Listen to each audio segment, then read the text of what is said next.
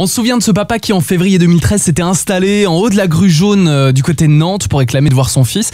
Alors est-ce qu'aujourd'hui en cas de séparation c'est un peu plus simple pour les papas de garder le contact avec leurs enfants? C'est souvent encore compliqué pour certains papas de rester très proches de leurs enfants en cas de séparation.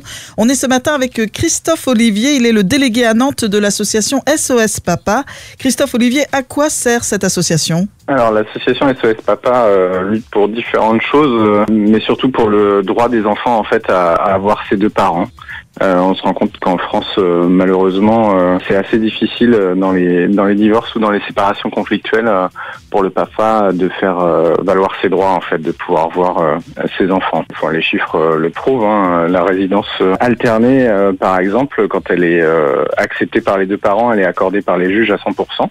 Et quand la maman s'y oppose, c'est accepté que dans 15% des cas. Mais pourquoi si peu de gardes alternés ? Les mamans n'ont pas tellement à se justifier en fait pour le refus de la garde alternée. Alors parfois c'est quand il y a des contraintes géographiques, mais sinon il y a rien de particulier en fait.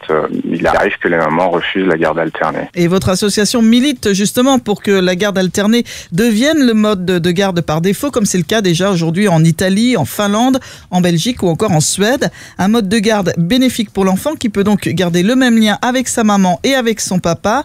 Alors SOS Papa possède 2 antennes dans l'Ouest, une à Rennes et l'autre à Nantes, où vous tenez des permanences 2 fois par mois. Et qui peut venir justement à votre permanence ? On reçoit des papas, mais aussi des familles de papas, parce qu'on oublie aussi que quand le papa est exclu de la vie de ses enfants, en fait, c'est aussi toute la famille du papa qui est exclue. Donc on a aussi des grands-parents, des tontons, des papas qui viennent nous voir.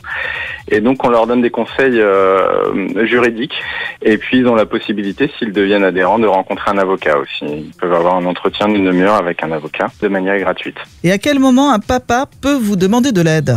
Nous, on conseille de venir au début, en fait. Dès qu'il y a un problème, dès qu'il y a un conflit, en fait, c'est plus facile pour nous de les aider.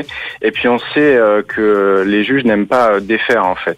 Le premier entretien avec les juges est très important. On sait qu'une fois que la décision a été assez défavorable pour le papa, c'est très difficile de revenir en arrière derrière. Ouais. Et ça marche ? Vous avez pu aider des papas à rester en contact avec leurs enfants ? Oui, heureusement.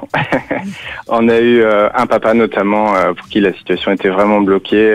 C'était très très compliqué pour lui. Il a été obligé de rester dans la maison avec la famille. C'était très conflictuel avec la maman. Et puis à force de travail et de discussion, il a rencontré notre avocat. Il en avait un aussi. Au final, le juge a accordé la résidence alternée. Merci Christophe Olivier, Merci. délégué de SOS Papa à Nantes. On le rappelle, qui tient 2 permanences par mois à Saint-Herblain, le premier mardi du mois et le 3e jeudi du mois. Et la prochaine permanence se tient donc demain à 18h30 à Saint-Herblain. Et plus d'infos, de contacts sur la page Facebook SOS Papa Nantes et sur le site internet sospapa.net.